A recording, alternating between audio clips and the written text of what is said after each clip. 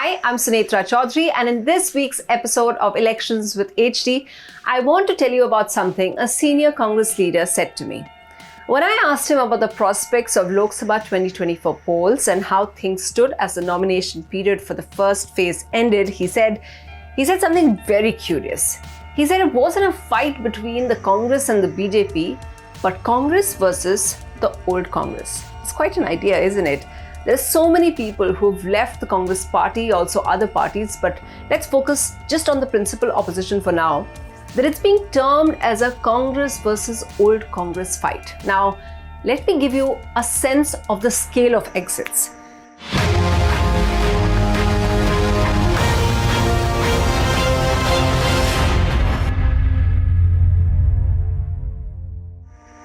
An internal spreadsheet prepared by the Congress of those that have joined the Saffron party from 2014 till last year has a figure of 444 MLAs.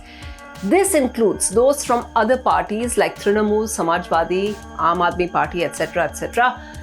In this list, which doesn't include this year's figures, the number of only Congress MLAs who have joined till 2023 is a staggering 226 MLAs. That's almost the total number of MLAs of the entire state of Bihar and exactly the number of MLAs that make up the Karnataka Assembly. And I'm not even counting the other party workers or MPs or other leaders that have joined the BJP. This is just lawmakers in an assembly who have crossed over at very crucial periods before and after elections. Often that leads to the transfer of power in closely fought elections. For example, let's go back to 2014 when Arunachal Pradesh elections took place. At that time, the result was Congress winning 42 and BJP winning 11 seats. So Congress won the election and seemed to have a comfortable margin. But in a trend-setting move, the BJP was able to entice the entire Congress leadership within a year or so to its fold. So Prema Khandu and 43 others switched over to the BJP and formed their own government by 2016. And then were able to get re-elected again with a pure BJP government in 2019, and now they're seeking a fresh mandate again. In Goa, the BJP didn't even have to wait a year. When the results for 2017 came out, the Congress was the largest party with 17 MLAs. But soon after, the exit started, with 10 joining the BJP and forming an alliance government of the NDA. Now, the Congress claims in all of these cases that their MLAs were just paid huge amounts of money and bought over. The BJP, of course, says that they were just more alert and made the former congressmen see what's good for them. The voters, unfortunately, didn't have much say because all this happened after they had decisively voted. But voters will get to decide and choose now between the old Congress and the new Congress. If the figure of those exiting the Congress till 2023 is 226 MLAs, then we did some of our own calculations till now of those who left this election season. Now, these aren't just MLAs, but MPs and former MPs too. But 41 such former congressmen and women are now counted in the BJP's ranks. Add to that party's workers, which are in the thousands if you go by the BJP's claims in states like Madhya Pradesh. No wonder the BJP has already announced almost all its candidates for Lok Sabha polls, while the Congress has only announced 208 MP candidates so far. To add to the dearth of suitable people, some senior leaders are already scared of defeat and have said no to fighting elections. But imagine also the confusion of the voter. All these people who've been identified with the Congress party are now new avatars of BJP.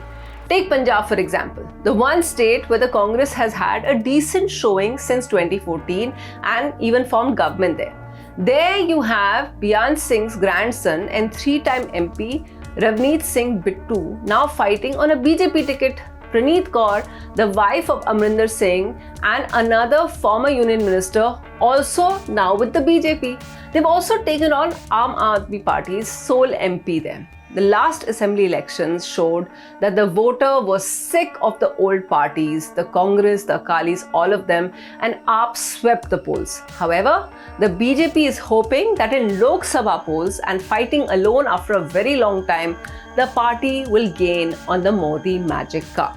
Similarly, even in Modi's home state of Gujarat, the BJP recruited old-time Congressperson Arjun Modpadia. The Congress has a dedicated vote share in the state thanks to tribal and Dalit votes, but the BJP seems hell-bent on removing all such bases and bringing all such legacy leaders into their fold. It does create problems for them too. For example, when Choudhury joined the BJP's ranks, it upset their own Jat leadership in Uttar Pradesh and even in Delhi. Or when the 6 Congress rebels were given BJP tickets in Himachal Pradesh, it upset the local party unit there. But no one cares because the central unit of the party is getting stronger by the day. Other leaders like Geeta Koda in Jharkhand, Assam's Kamalakhya De Purkaista, Basant Das, Chandra Narayan all pledge allegiance to the BJP now, as does former MP and Union Minister Suresh Pachauri of the Congress. What amazes me is that the Congress has been bleeding such leaders since 2014, and yet, due to its immense bench strength, it continues to hold on to life support. The still loyal point out that these are all weak people and the party is better off without them, that they couldn't even stay 10 years without being in power, that the BJP threatened them with cases or lured them with money.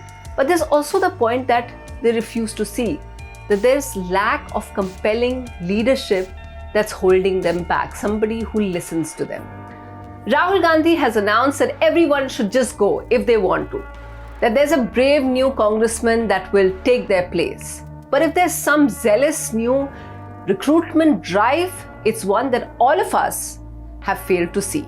The old Congress must die for a new one to emerge is one mantra that Rahul's team loves to talk about.